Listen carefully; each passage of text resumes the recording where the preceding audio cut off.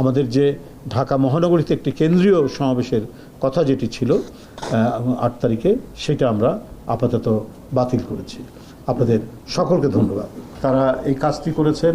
আমরা যারা আগে থেকেই বিএনপির সাথে জড়িত বা একসময় ছাত্রদল করতাম, এখন যারা ছাত্রনেতা রাকিব, নাসির সহ যারা রয়েছেন, তাদেরও কিন্তু এটা প্রেরণা দেবে, তাদেরকেও উদ্দীপ্ত করবে যে আজকে সঠিক যে রাজনীতি, অর্থাৎ একটি দেশের মানুষ কি চায়, তার দেশের নিরাপত্তা, তার দেশের স্বাধীনতা টিকে থাকুক, তার সার্বভৌমত্ব টিকে থাকুক, এবং সে যাতে প্রাণ ভরে কথা বলতে পারে, সেই গণতান্ত্রিক অধিকারটুকু যেন নিশ্চিত থাকে।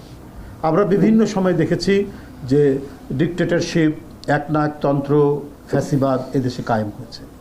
কেউ গলা টিপে ধরেছেন গণতন্ত্রে, কথা বলতে দেননি, কথা বলতে দিলেই মানে নির্যাতনের খড়গ, ধারালো তরবারি তার মাথার উপর চেপে বসেছে। আমার একান্ত এই ভুবনের সঙ্গী হয়ে থাকে শুধু স্টেলা। আবার কেউ কেউ নিজেদেরকে টিকিয়ে রাখার জন্য অন্য কোনো প্রভু দেশের কৃতদাস হতেও তারা দ্বিধা করে, গোপন চুক্তি করেছেন। গোপন চুক্তি তারা সাহস পায়নি জনগণের কাছে সেটা প্রকাশ করতে।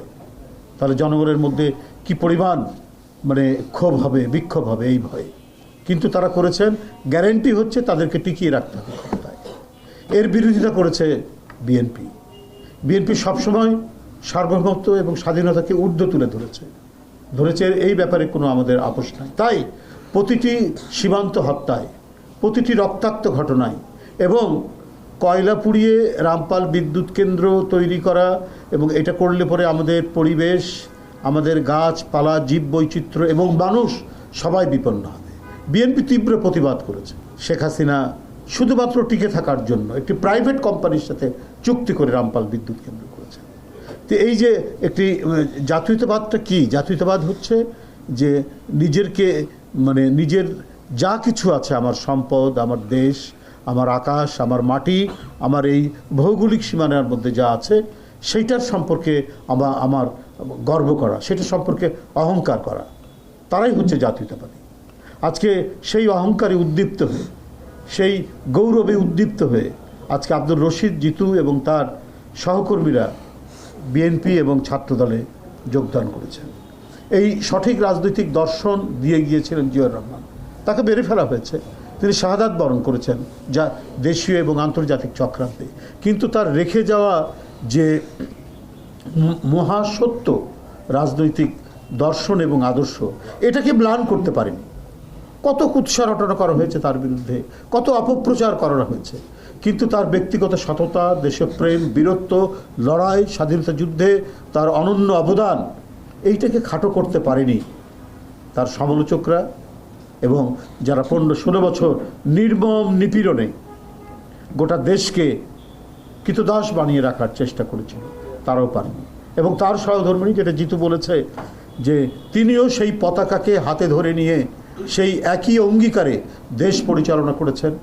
তিনি স্বাধীনতা সার্বভৌমত্ব রক্ষা করেছেন, এবং আমাদের স্বাধীনতার প্রতি যদি কেউ হুমকি দিত অথবা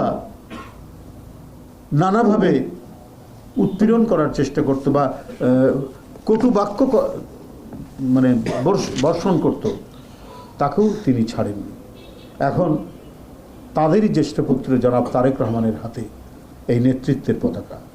এখন পর্যন্ত তিনি যে অটুট নেতৃত্ব দিয়েছেন, যে সবল নেতৃত্ব দিয়ে যাচ্ছেন, সেখানে ওই একই অঙ্গীকার বাবা এবং মায়ের যে স্বাধীনতা, সার্বভৌমত্ব রক্ষা এবং সমৃদ্ধি অর্জন, এটাই বিএনপির জনপ্রিয়তার মূল কারণ।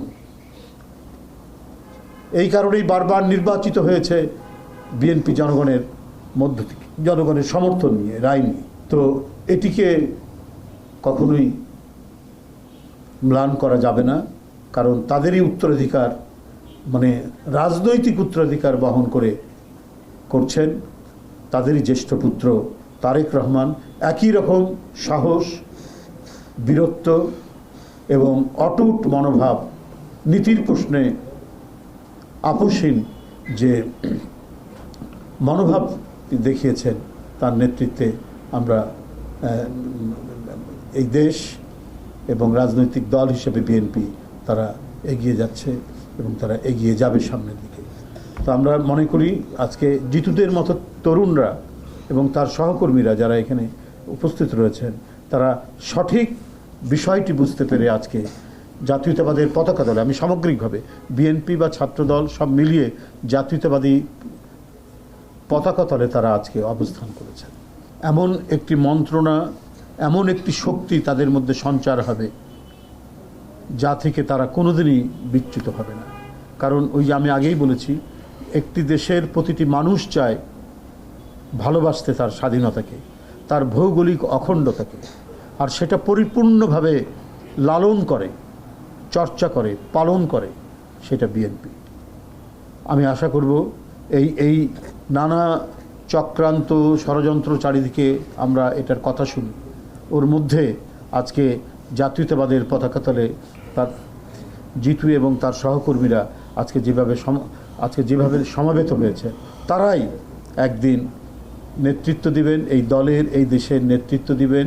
যে রাজনৈতিক দর্শন তারা ধারণ করে আজকে এই দলে যোগ দিয়েছে, আমাদের বিশ্বাস আজকে এই নির্বাচনের প্রাক্কালে আব্দুর রশিদ, জিতুদের মতো তরুণ ছাত্র নেতারা এবং যারা মানে ছাত্রদের সমর্থনে নির্বাচিত প্রতিনিধি হিসাবে ছাত্রদের যারা নেতৃত্ব দিচ্ছেন, সেই কেন্দ্রীয় ছাত্র সংসদ জাকসু জাহাঙ্গীরনগর বিশ্ববিদ্যালয় একটি ঐতিহ্যবাহী বিশ্ববিদ্যালয়, সেই বিশ্ববিদ্যালয়ের যারা নেতৃত্ব দিচ্ছেন তারা আজকে যোগ দিলেন এদেশের একটি সংগ্রামী রাজনৈতিক দল, আপোষহীন রাজনৈতিক দল, যাদের আপোষ করার কোনো ঐতিহ্য নেই, নতজানু হওয়ার কোনো ঐতিহ্য নেই, মাথা নত করার কোনো ঐতিহ্য নেই।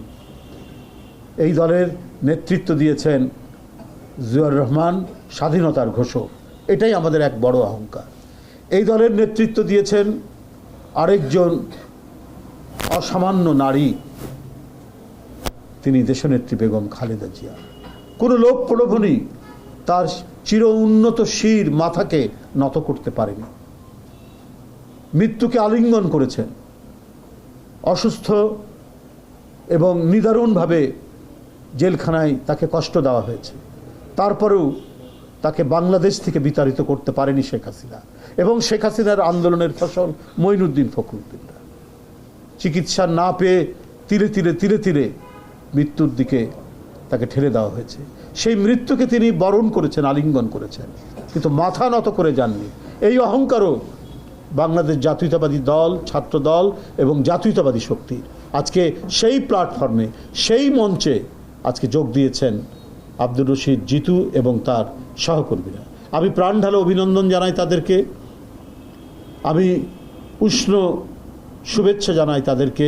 তাদের আজকের এই যোগদান নিশ্চয়ই একদিন এদেশের জাতীয়তাবাদী শক্তির তারা সত্যিকারের নেতৃত্ব দেবেন, এই আশাবাদ ব্যক্ত করে আমি আবারও এই জাকসুর নবনির্বাচিত ভিপি সহ অন্যান্য নির্বাচিত প্রতিনিধি যারা বর্তমান একেবারে কারেন্ট ছাত্রদের নেতৃত্ব দিচ্ছেন, তাদের সবাইকে তাদের মঙ্গল কামনা করে, তাদের দীর্ঘায়ু কামনা করে আমি আমার বক্তব্য শেষ করছি।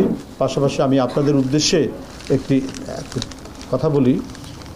একটি কর্মসূচির বিষয়ে গতকাল একটি কর্মসূচি ঘোষণা করেছিলাম, পরবর্তীতে নেতৃবৃন্দ সবাই আলাপ আলোচনা করে আমাদের 8 তারিখের সমাবেশে জনসভার কর্মসূচি আমরা বাতিল করেছি। সেই জায়গায় বিভিন্ন উত্তর এবং দক্ষিণের বিভিন্ন স্পটে আমাদের চেয়ারম্যান মহোদয় তিনি হয়তো 8-9 তারিখে তিনি সেখানে বক্তব্য রাখবেন। আমাদের যে ঢাকা মহানগরীতে একটি কেন্দ্রীয় সমাবেশের কথা যেটি ছিল 8 তারিখে, সেটা আমরা আপাতত বাতিল করেছি। আপনাদের সকলকে ধন্যবাদ।